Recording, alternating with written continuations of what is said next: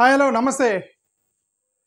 ఈరోజు ఆంధ్రప్రదేశ్ అసెంబ్లీలో ఒక ఎమ్మెల్సీ సాఫ్రనైజేషన్ ఆఫ్ ఎడ్యుకేషన్ గురించి ఒక ప్రశ్న వేసాడట. అది సింపుల్ నట్షెల్లో ఆ న్యూస్ ఏంటి మీరు చూడండి, ఒకసారి వినండి. జస్ట్ అంటే ఐఎమ్ షోయింగ్ ద న్యూస్ పేపర్సే కానీ మీకు అంటే వీడియోస్ లేనప్పటికీ కూడా న్యూస్ పేపర్స్ చూపిస్తాను. ఎందుకంటే మీకు ఎక్కువగా ఇన్ఫర్మేషన్ రావాలంటే మనకి న్యూస్ పేపర్లే బెటరు. ఎందుకంటే వీడియోలు చూపిస్తే ఆ వీడియోలు మళ్ళీ ఓపెన్ చేసి మీరు విని దాన్ని అర్థం చేసుకోవడానికి చాలా టైం పట్టిద్ది. కాబట్టి నేను I'm preferring news papers. Okay, ఇప్పుడు ఇది greatandracom వాళ్ళు ఒక న్యూస్ రాశారు.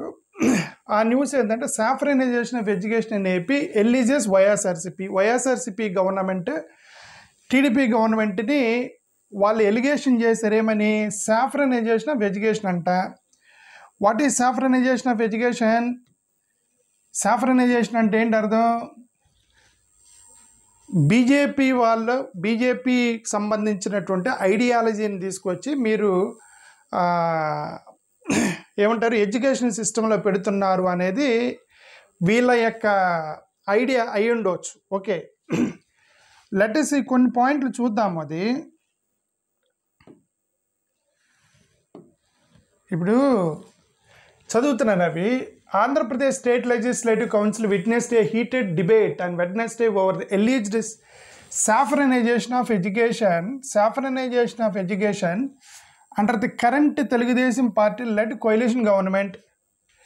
ఇది అందెవరంటే ఇది వైఎస్ఆర్సిపి పార్టీ ఎమ్మెల్సీ పందుల రవీంద్ర బాబు ఎక్యూజ్ చేశాడట గవర్నమెంట్ని.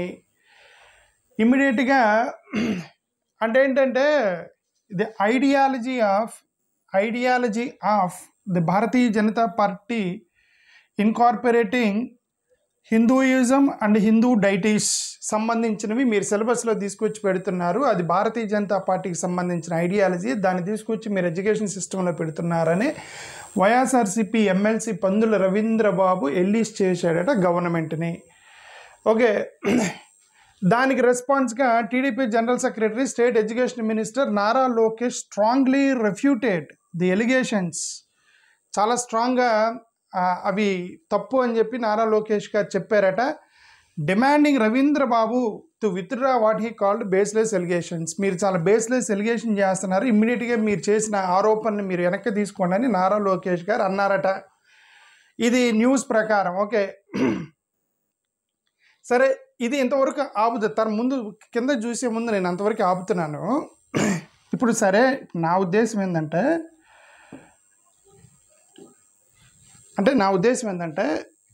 సరేనండి, నారా లోకేష్ గారు ఆంధ్రప్రదేశ్లో ఎడ్యుకేషన్లో ఇట్లాంటి సాఫ్రనైజేషన్ చెయ్యలేదని అనుకుందాం.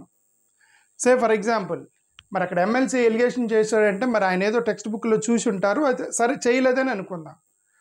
మీరు చేయలేదు, కానీ మీ ఎలియన్స్ పార్ట్నర్ చేయటం లేదా?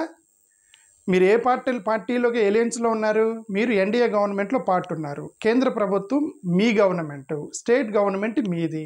మీరు you're part and parcel of NDA, you're part and parcel of central government.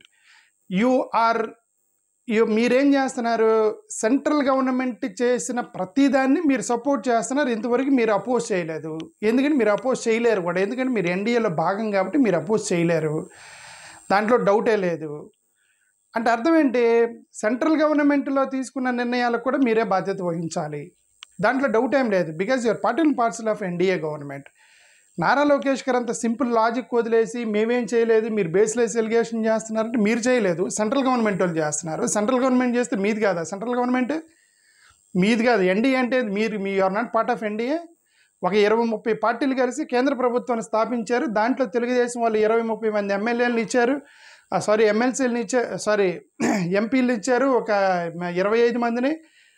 సరే, వైసీపీ వాళ్ళు 4 కూడా అట్టే ఉన్నారు యాక్చువల్గా అయితే.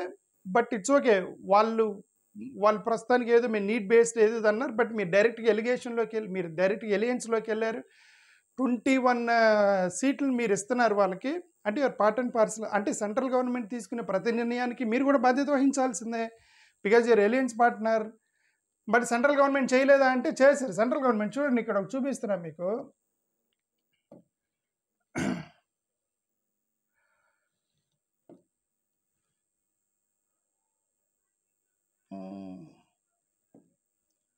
ఇక్కడ ఒకటి చూపిస్తారు చూడండి. ఇదేంటిదంటే bulbul imagery in Karnataka textbook and Savarkar a metaphor clarifies author's wife. అంటే ఏంటంటే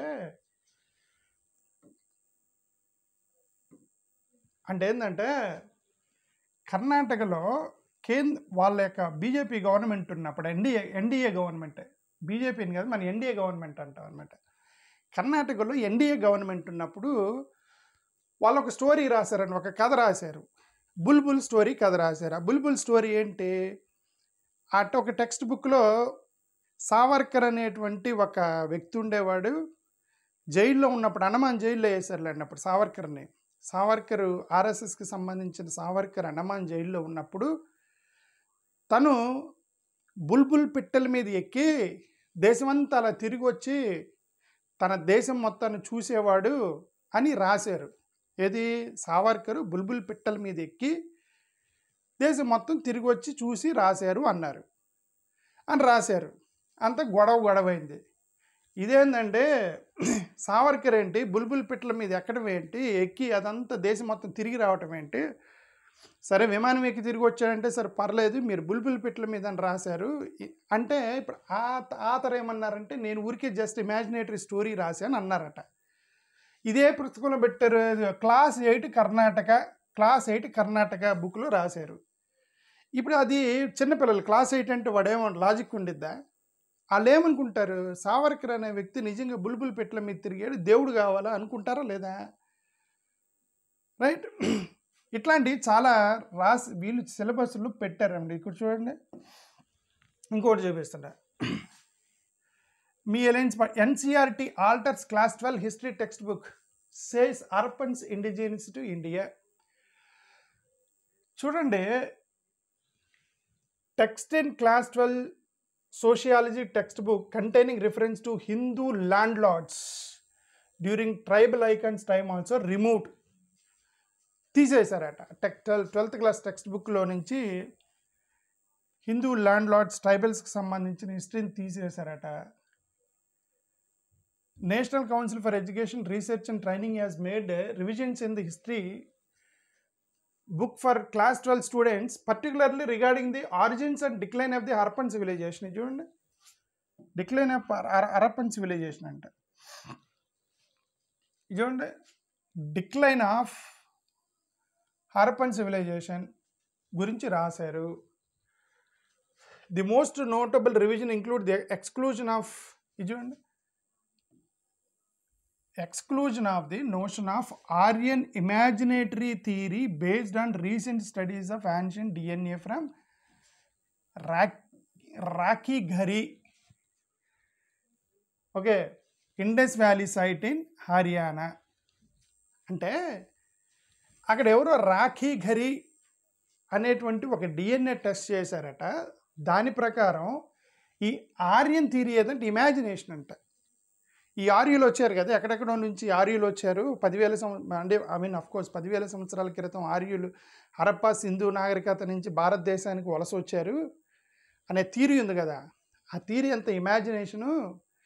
కాబట్టి అలాంటి ఇమాజినేటరీ థియరీస్ వద్దు అని చెప్పి వాటిని మార్చుకుంటూ 12వ తరగతి టెక్స్ట్ బుక్లో హిస్టరీ మొత్తం మార్చేస్తారు. What we say is that మీరు 10th క్లాసు ఇంటర్మీడియట్ టెక్స్ట్ బుక్లో మీరు హిస్టరీని మార్చగలరు, కానీ గూగుల్ నుంచి మీరు డిలీట్ చేయలేరు, యూట్యూబ్ నుంచి డిలీట్ చేయలేరు. ఇది ఆన్లైన్ ప్రపంచం. ఇది ఆన్లైన్ ప్రపంచంలో ఎక్కడో ఒక చిన్న టెక్స్ట్ బుక్ మారిస్తే మనం ఈ చరిత్రను మాపేయచ్చు అనుకుంటే అది కుదరదు. అది ఓకే. ఇప్పుడు nowadays Indian history, ancient Indian history అని చెప్పి మీరు చెప్పరు అనుకోండి. ఫర్ ఎగ్జాంపుల్ టెక్స్ట్ బుక్లో మీరు చెప్పరు యాన్షియంట్ ఇండియన్ హిస్టరీ అని మీరు చెప్పరు. ఇండస్ వ్యాలీ ఇమాజినేషన్, అది ఇండస్ వ్యాలీ సివిలైజేషన్, అది ఇమాజినేషను, అదంతా ఫాల్స్, అంతా ఇల్లే ఇక్కడే పుట్టారు, బ్రాహ్మణ్స్ ఇక్కడే పుట్టారు, బ్రహ్మదేవుడి నుంచి బ్రాహ్మణ్స్ సపరేట్గా దళితులు సపరేట్గా పుట్టారు అని చెప్పి సరే మీరు రాశారు అనుకోండి ఎగ్జాంపుల్. ఆ పిల్లోడు గూగుల్లోకి వెళ్ళి చూడ్డా, ఇదిగోండి మా సార్ ఇలా చెప్పాడు యాన్షియంట్ ఇండియన్ హిస్టరీ అని గూగుల్లోకి వెళ్తే గూగుల్లో నుంచి నువ్వు తీసేయగలవా? టెక్స్ట్ బుక్ నుంచి తీసేయగలరు? తీసేయలేరు. ఓకే. ఇదంతా ఏంటంటే అది కుదరని పని ఇదంతా. ఇంకోటి చూపిస్తున్నాను ఇక్కడ, ఇంకొక న్యూస్ చూపిస్తున్నాను. Not Harappan civilisation but Vedic Saraswati civilisation. ఇది హరప్ప నాగరికతకు సంబంధించి ఇంతకుముందు ఇదంతా కూడా గూగుల్లో కనబడుతుంది. హరప్ప సివిలైజేషను నాగరికతకు సంబంధించి ఇవన్నీ కూడా ఇంతకుముందు మన వాళ్ళు పురుగుడిసెల మీద మట్టితో ఇల్లు కట్టుకునే వాళ్ళండి. ఇది ఎంత ఇటుక పిల్లలు చేస్తున్నారు, ఇటుక పిల్లలు చేసి ఇటుక పిల్లలతో ఇల్లులు కడుతున్నారు భారతదేశంలో. ఈ ఇటుక పిల్లలతో ఇల్లులు కట్టడం ఎవరు చేశారయ్యా అని అంటే, అదిగో అక్కడ ఇండో ఆరియన్ యూరోపియన్ కంట్రీస్లో ఇటుక పిల్లలతో ఇల్లులు కట్టేవాళ్ళు.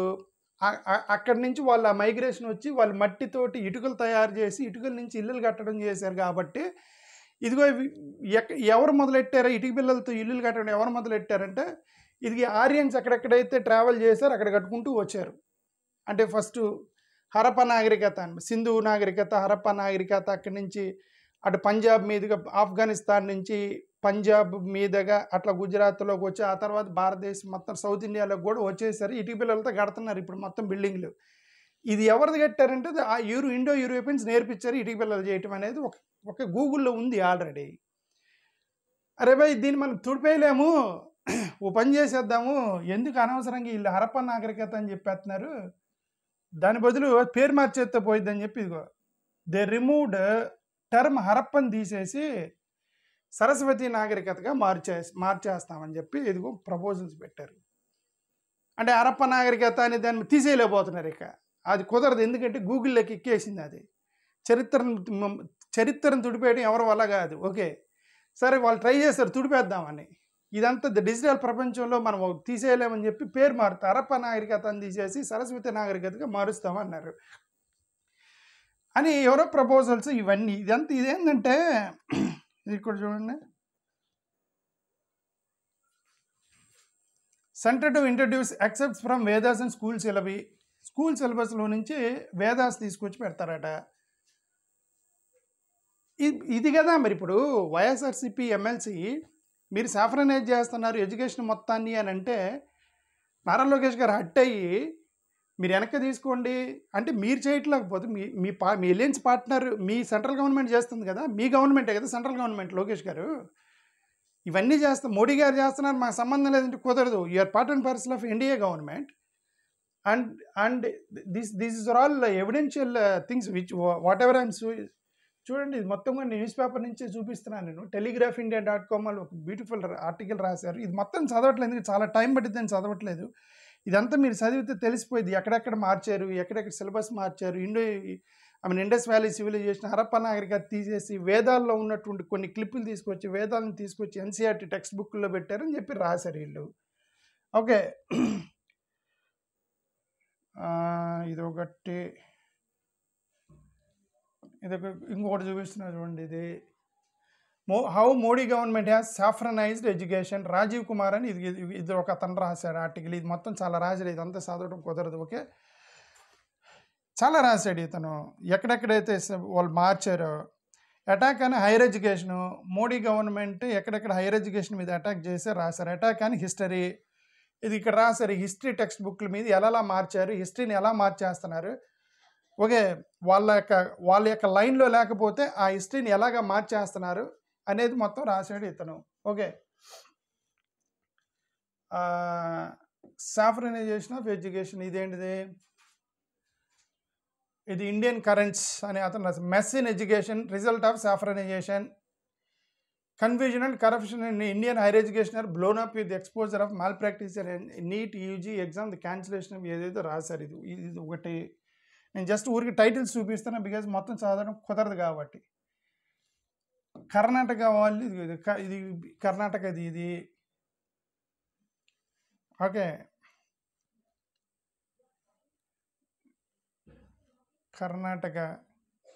Karnataka high court has handed over the investigation into the murder of ఇదేంటి, ఇది వేరేదేదో వచ్చింది ఇక్కడికి. ఐ థింక్ సమ్ రాంగ్ ఇది ఇచ్చాను.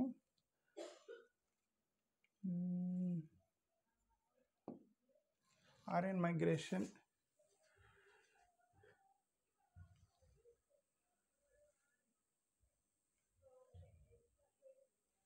ఇది ఇండో ఆరియన్స్కి సంబంధించి ఇది according to brand and Bactria Margiana material inventory of the Mehrgarh and Baluchistan burials is evidence of an archaeological intrusion into the subcontinent from Central Asia during the commonly accepted time frame for the arrival of the Indo-Aryans. Indo-Aryan migration theories ఇవన్నీ okay. ఇది కూడా హిందీలో ఇది హిందూలో ఏదో రాశారు. ఇదే 2019 new reports clearly confirm Aryan migration into India.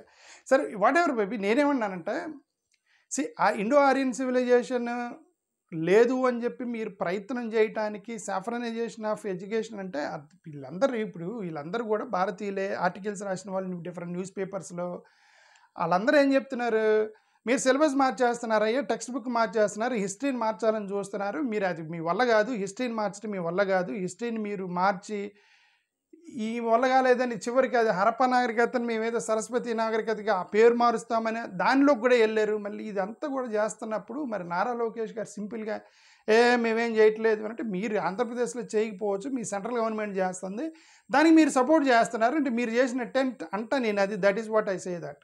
Okay, now come to the first article. అసలు మన ఆంధ్రప్రదేశ్ న్యూస్ చదివేసి వదిలేద్దాం. ఓకే,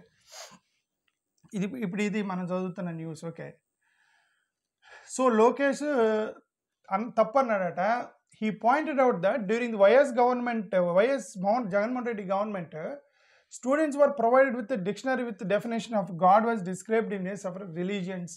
ఇది ఒకటి కొత్తది పట్టుకు వచ్చారు లోకేష్ గారు. ఇదేంటంటే జగన్మోహన్ రెడ్డి గారి గవర్నమెంట్లో డిక్షనరీలు ఇచ్చారంటే కొంతమందికి. ఆ డిక్షనరీలో గాడ్ అనే దానికి డెఫినేషన్ క్రిస్టియన్స్ ముస్లిమ్స్ వీళ్ళందరూ ఏదో రాశాడట. ఇక్కడ ఏమని రాశాడు, గాడ్ వాజ్ ఇక్కడ రిగార్డ్ ది అంటే డెఫినేషన్ ఉందంట. గాడ్ అనే దానికి డెఫినేషన్ ఏంటి అని అంటే, according to this dictionary God is defined as the perfect and all powerful spirit and being that is worshipped especially by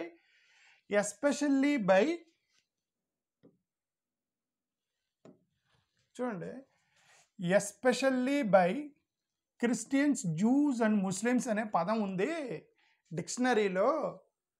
కాబట్టి ఆ క్రిస్టియన్స్, జూస్ అండ్ ముస్లిమ్స్ అని హిందూస్ అనేది లేదు. అట్లాంటి డిక్షనరీ ఇచ్చాడు జగన్మోహన్ రెడ్డి అందరికని నారా లోకేష్ గారు చెప్తున్నారు. అది అంతవరకు లాజికల్లో లోకేష్ గారు ఆలోచించాలి. ఓకే, ఇక్కడ ఇదేంది క్రిస్టియన్స్ ఎస్పెషల్లీ అని అంటారు, వాళ్ళు ముగ్గురనే కాదు అర్థం. మేజర్ ప్రపంచంలో మేజర్ రిలీజియన్స్, నోటెడ్ రిలీజియన్స్ ఈ మూడు కాబట్టి మూడింటిని మెన్షన్ చేశారు వాళ్ళు. హిందూ అనేది ఓన్లీ భారతదేశం 130 దేశాలు ఉన్నాయి ప్రపంచం మొత్తం మీద.